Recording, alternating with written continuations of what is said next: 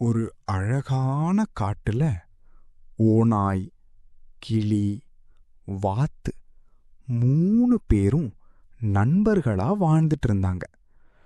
ஆனா அந்த ஓநாய்க்கு வாத்த ரொம்ப பிடிக்காது. கிளி மேல மட்டும்தான் அதுக்கு பாசம். ஒரு நாள் ஓநாய் தான் வீட்ல ஒரு பெரிய விருந்து வச்சது. கிளிக்கு ரொம்ப சுவையான உணவை அழகான தட்டுல வைத்து கொடுத்தது. ஆனா வாத்துக்கு அதனால் சாப்பிட முடியாத நீளமான கோப்பையில உணவை வைத்தது. பாவம் வாத்து எவ்வளோ ட்ரை பண்ணாலும் சாப்பிட முடியல. அதுக்கு ரொம்ப கஷ்டமா இருந்துச்சு.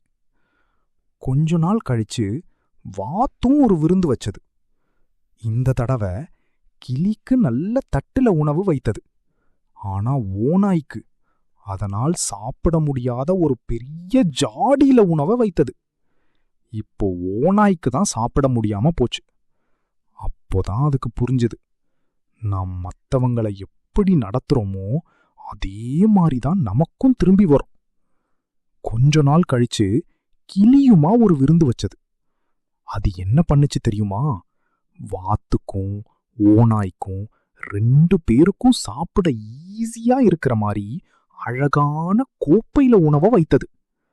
அத பார்த்த ஓநாய்க்கு ரொம்ப வெட்கம் வந்துச்சு. அது வாத்துக்கிட்ட மன்னிப்பு கேட்டது. அதுக்கப்புறம் 3 பேரும் சந்தோஷமா நண்பர்களா வாழ்ந்தாங்க.